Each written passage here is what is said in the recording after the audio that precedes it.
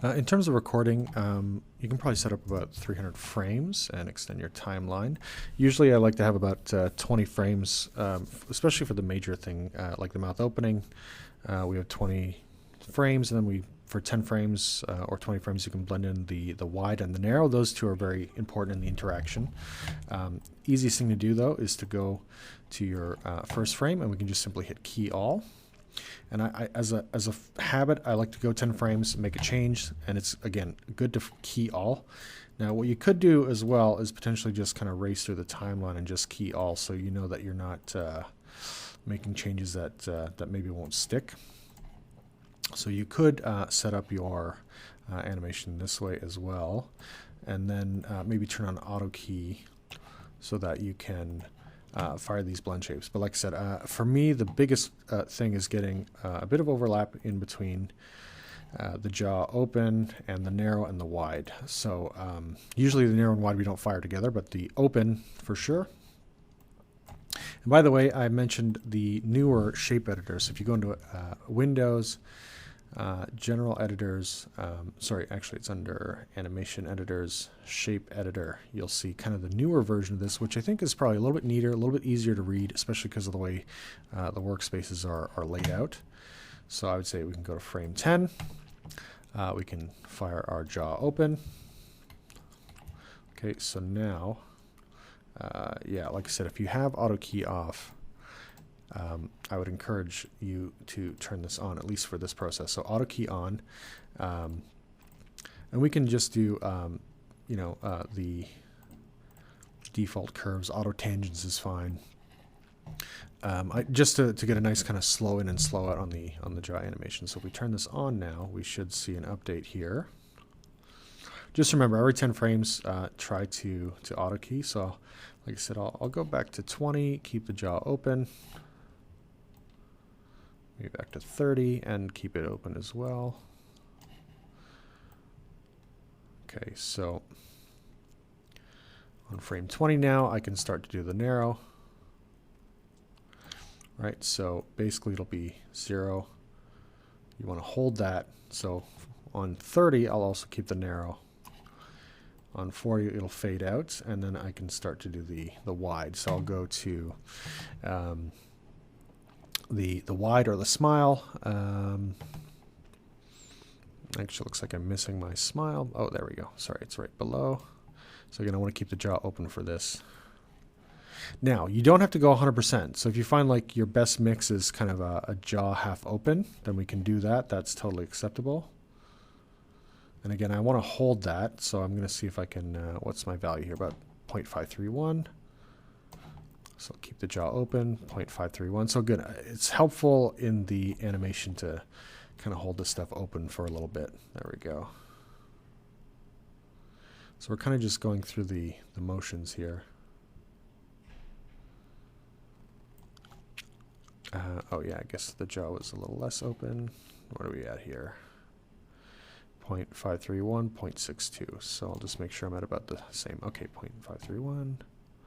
Oops. 531 for this slider. 0.62.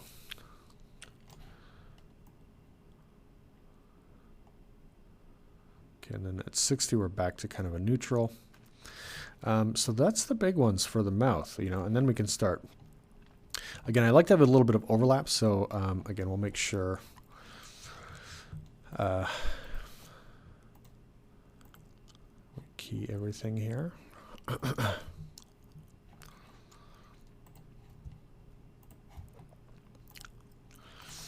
Okay, and then we'll start doing the brows. So we can do the narrow. Oh, sorry, that's the mouth there. Oh, yeah, we've got the upper lip in. So usually I like to hold. So from so going to upper lip in, 70, I'll keep the upper lip in active. So it's going to fade out to nothing. And then on 80, I can do upper lip up and have that go. So there will be a little bit of overlap. You'll see that in a second. So frame 80, frame 90. So we get that fade. Go to frame 90. And I'll just key all this. So you can just select everything and do a quick key there. You can also delete keys too if you wanted to. So like I said, I often find it just easy to go through and have them all selected and then kind of key them ahead of time. And that way you're not making any mistakes where you're forgetting to key before, forgetting to key after, so that you don't keep certain blend shapes or targets on that you don't want. So a lot of this, like I said, is just getting a little bit of blending, a little bit of crossover between shapes. Let's go back here. So what do we got? The mouth 70, 80. So then at 100, I'm going to say, yeah, I want to turn that back down. Now you can also, while this is going on, I find it can be a little distracting to have more than one target going on at the same time. So I'm going to start to do the lower lip down. So we'll go frame 10, lower lip down. And then we'll set this back down. And then we can go, I believe, lower lip up for 10 frames. Lower lip up for 10. And then we'll set everything back to 0 here. Lower lip up, lower lip down. Okay, and then we can probably start to do our frown. So frown.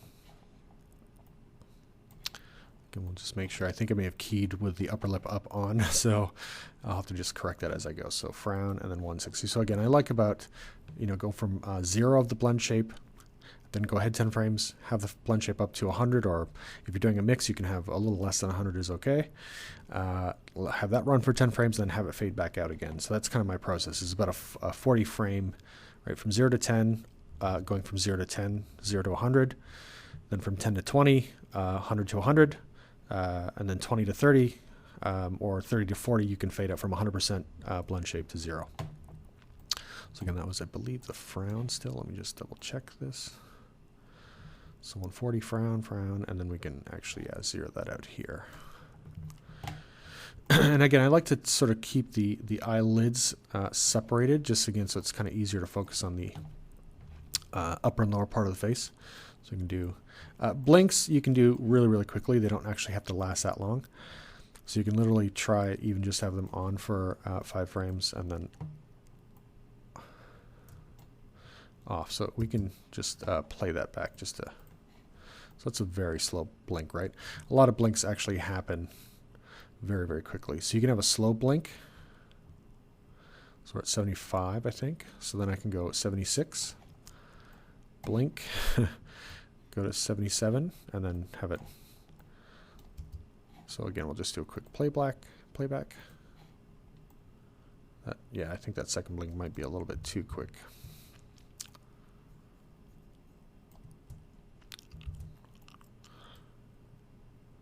Okay, so again, I'll go 75, maybe 2 frames instead. 2 frames, blink, 79, set it down, hit play.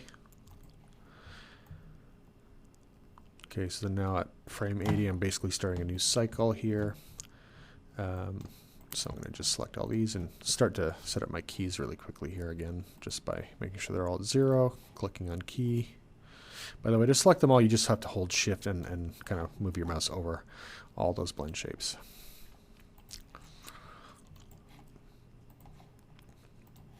Now, I may not use all 300 frames, but let's take a look here. So blink, blink. And what am I at now? Squint. I'm going to put the squint up. Again, I find I've exaggerated my squint, so I'm going to kind of run it up to about 75%. And then try to keep about the same frame number here, 75. Doesn't have to hold, but getting close to that is going to be good, I think. And then it'll zero out. Squint, brow squeeze. Again, I'll crank my brow squeeze. So at 220, brows mid up. Brows mid up. 240.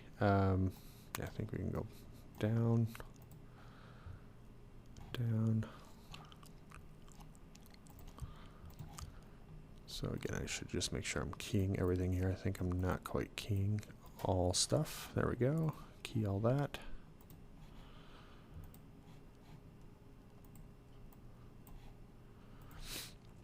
So, and then at the end, if you want to kind of throw together a couple of expressions, that's okay as well. And then the main rendering is going to be high-res plate blast. We'll just key all that. So this is browse down, browse up.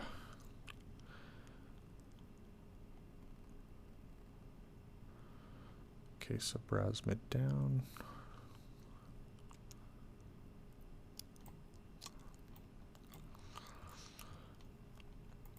Just gotta see where I am here. Browse mid down, browse up, browse down.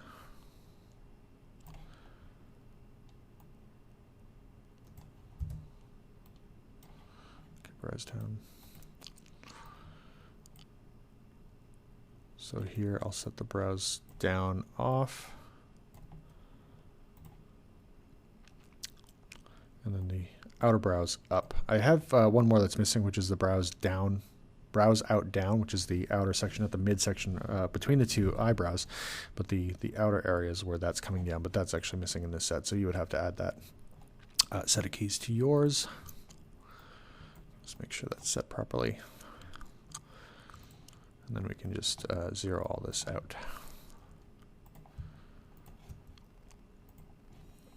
Okay, so now we should be able to kind of play through this.